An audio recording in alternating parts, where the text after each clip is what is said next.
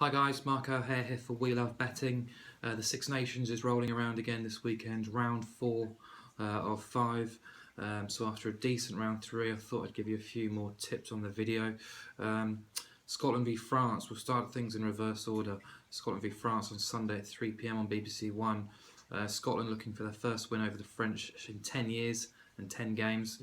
And if you believe the bookmakers, this game's a bit of a coin toss, but 888 Sport have put Scotland in as narrow 6-7 favourite. It's been a bit of a move for the Bravehearts this week after they ended their miserable Six Nations record, 9 defeats on the spin before turning Italy over in Rome 36-20.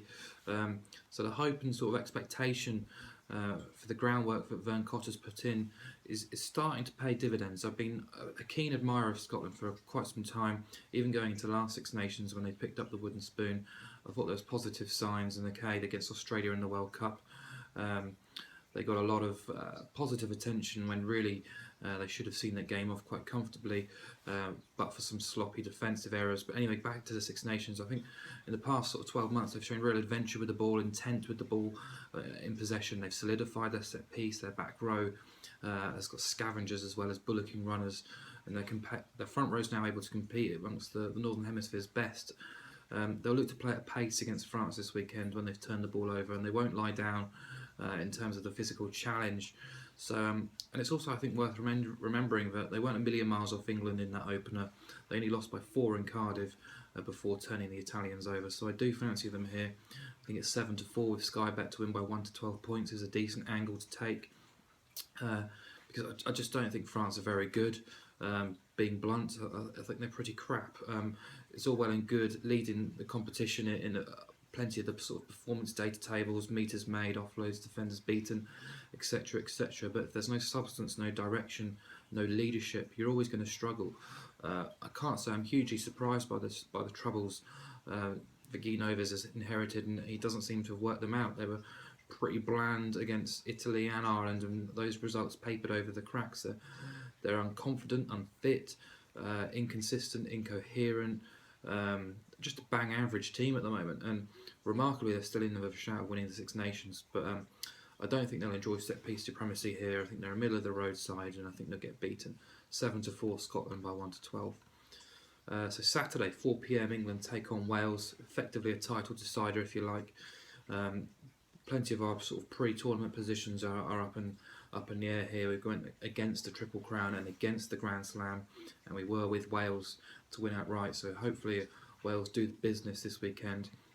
It's been a really poor tournament so far, so I'm really hoping this game lives up to the expectation at Twickenham, especially after the sort of Rugby World Cup battle. Wales will be looking for a third win in 4 at Twickenham, and although Warren Gatland's team haven't really been their polished selves, you look at their results. They fought back well from 13-0 down against Ireland, but should have seen that game out. They weren't particularly impressive against Scotland nor France, really sort of failing to ignite. But we know they're very aggressive. We know they're very fit. They're very organised. They've got an exceptional defence as well. And sort of all those characteristics through Gatland and Wales will probably come to the fore here. It's notable that their sort of incision and penetration in possession hasn't been good enough. They failed to cover the pre-match handicap against both Scotland and France. And also sort of they're making the fewest meters, breaks and offloads in the tournament, which is quite surprising really. But despite those below par performances, they're a very experienced team.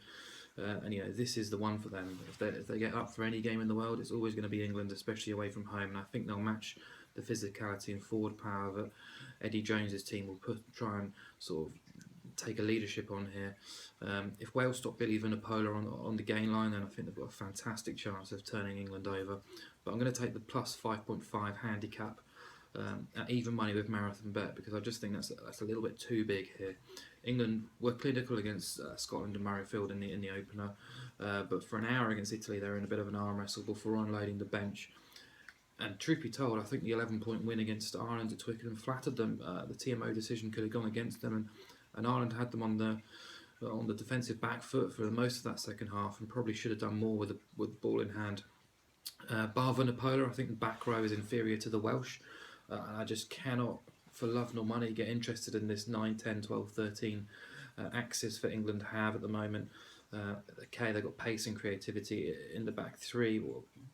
Anthony Watson probably arguably leap and bounds above everyone else, but I'm not sure how they're going to cope against the Warren Ball approach. George Ford, Jonathan Joseph, Ben Youngs. Anyway, these fixtures are quite tight affairs. So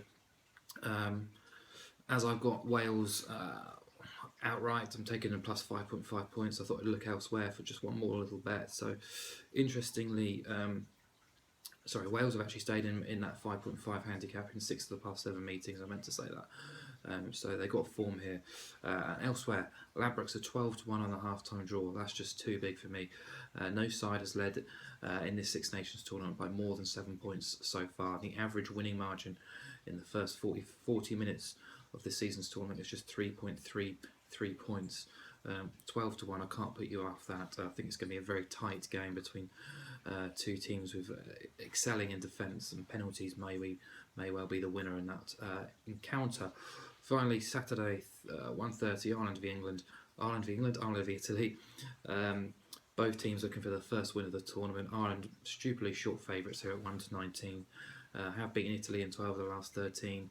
The last two in 2012 and 2014 in this competition were 42-10 and 46-7 victories. Barring a calamity, they'll get off the mark here. They will win, but you're a brave person if you're back in the minus 24-point handicap here. Been relatively pleased with Ireland's performances. I thought they put in a decent fight. Obviously frustrating to only have 1 point after blowing winning positions against both Wales and France. But as I said, I thought they competed well against England, and I thought 11 points defeat was slightly harsh. I did back them at 9 to 1 pre-tournament to finish in the bottom two, so not overly surprised by the struggles, but encouraged by performances nonetheless. But back to the handicap, the pragmatic approach of Joe Schmidt and the Irish team, the real lack of invention, and can be seen in their try scored column. I remember last year they won the title and only scored 8 tries. This season they've only scored 2 tries. Italy, their opponents, have actually scored more than 4, and they scored more than them last season as well. So if you're back in the outright handicap, good luck to you. As in terms of Italy, let's just go back to it. They've avoided defeat in just 3 of their 41 away Six Nations games. Lost 19 of 22 on the road, only beating America, Canada and Scotland. They're missing a host of international players: Carlo Canna, Eduardo Gori, Leonardo Gialidi, getting my Italian names mixed up. Marco Castro Giovanni suspended as well. And fly half Eduardo Padovani comes in for his first start too. They've only beaten Canada and Romania in the last 12, but this is where the best bet comes in, because I think they will be stubborn and resistant in that first half, as they tend to be, and plus 11.5 points on the first half handicap at 10 to 11 with 365 is too big. They've only been down by 2 points twice so far in the competition, and 7 in the other game.